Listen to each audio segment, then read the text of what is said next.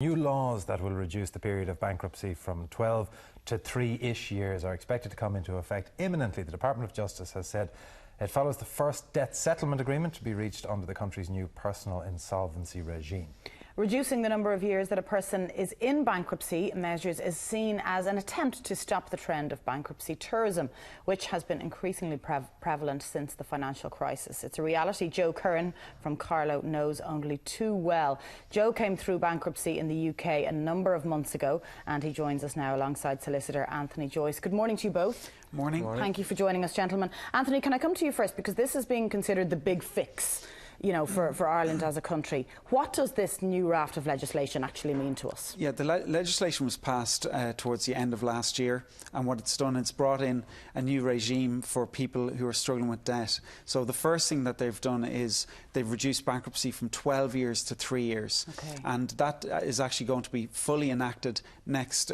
They're talking about this Friday, that's going to be in place. As soon as this Friday? Well, it's taken a long time. People have been talking for years, but definitely this Friday, or at the very latest early next week, okay, we're going to have a new regime of 3 years, and you'll be automatically discharged from bankruptcy. So alongside that, then they brought in what they call non-judicial system for dealing with debt. Yes. And this is what's called the personal insolvency arrangement or the debt settlement arrangement. And there's also a debt relief notice for anybody with debt under €20,000. So the difference between a PIA, personal insolvency arrangement, and DSA, debt settlement arrangement, is the PIA involves secured debt. That's if you've got a property. And over a space of a 6-year period, you would pay down your unsecured debt and maybe get your mortgage reduced to a certain level that's affordable. And at the end of that 6-year period, then you should be what's called solvent. In other words, you can meet all your payments as they fall due. And the gap between personal insolvency and bankruptcy then is what? There's a ceiling of a certain amount of money that kicks you from one to the other. Is that it? It's just in a debt settlement arrangement, there's no limit as the amount of debt you could have. And it's a way of, but with a personal insolvency arrangement, it's 3 million is the amount. So you could have securitized debt, in other words, mortgage debt, up to 3 million, and then you can get a deal there. So that's the scenario. And once you go over the securitized that debt to the 3 million tune, if you haven't come to an arrangement, then your only other option is the new bankruptcy regime. The new bankruptcy regime, and that's where it's 3 million, or sorry, it's 3 years, and then there's a possibility of extending it for a further 5 years. But they would start that at the start of your period, which means it's another 2 years onto that. Onto that. So it would be 5 years where you'd be supposedly paying a certain amount per month to whoever, to the official assignee who's in charge of your financial affairs. Okay. So that's the way it works. Anthony, for viewers this morning who are watching, who is the typical person who'll benefit from this? The typical person is the person who bought a property, let's say in 2006, 2007, or around that time, and they're struggling and they just can't meet their payments as they fall due, and they've been borrowing from friends and family to pay the mortgage, and they have just run out of people that they can tap, let's say, to sort this out, and all those hundreds of thousands of people who are in mortgage arrears. So a lot of these people, it's not their fault that they bought at the time. There's obviously there's a blame game going on, but whatever happens, these people need a resolution, and this is the resolution. So and that's the position at the moment. Okay. Did you fit in that category, Joe? Absolutely, yeah. Give us a sense of where you were at financially, both in the high point and then as it began to go wrong. I suppose I got into the property market quite late, and I bought a development site, started to develop that, and what happened was, as I was progressing through it and sales were completing. This was for residential property, was it? Residential properties, okay. Yeah. I found that my financial flow was getting quite tighter, and then pretty much overnight I got a phone call from the bank to say that they were withdrawing my overdraft facility, which just killed my cash flow. At that stage then I just knew pretty much the game was up. Debts of how much? Overall probably in around the million mark. So what I started seeing was over the following year there was certain repossessions of vehicles and certain equipment, scaffolding, stuff like this. So kind of knew then at that stage the game was up. Kept fighting, kept trying to reinvent myself, started looking at different projects that I thought might get me going again, but it was just, I felt as if I was banging my head off a brick wall at the time.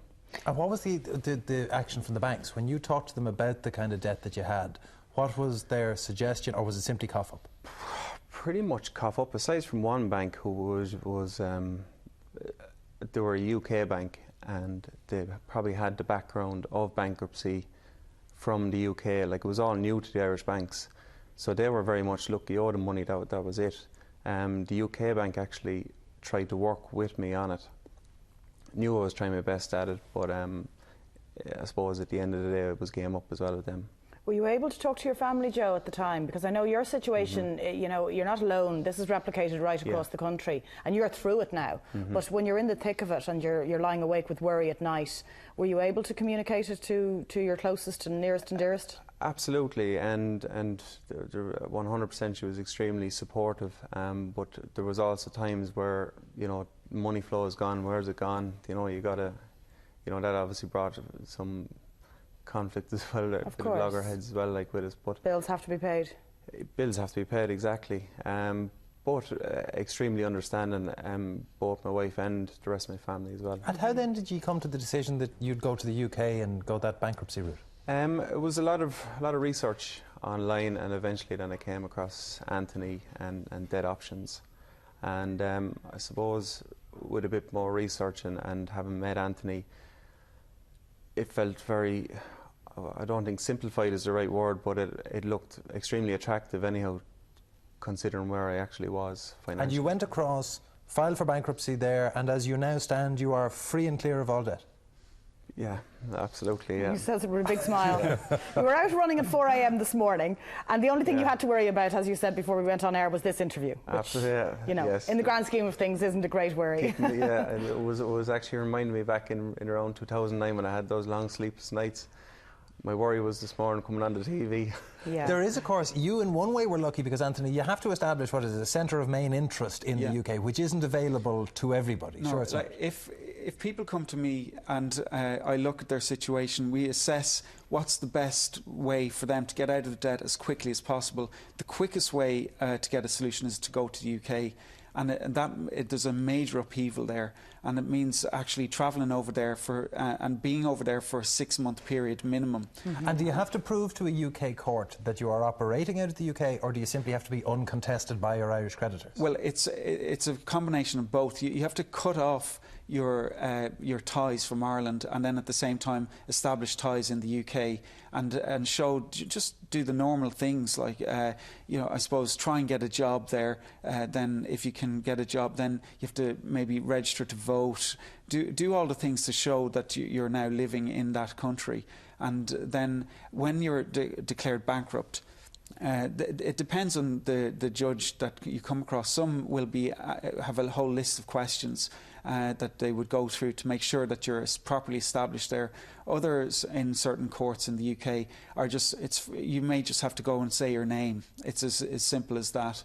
And then it's then an official receiver who deals with you afterwards may dig a little deeper. But generally, as long as you let them know your whereabouts, then they're happy to, I suppose, make sure that you're going through the process properly, and that's the way it works. Okay, Joe, you're a clear conscience and a new start.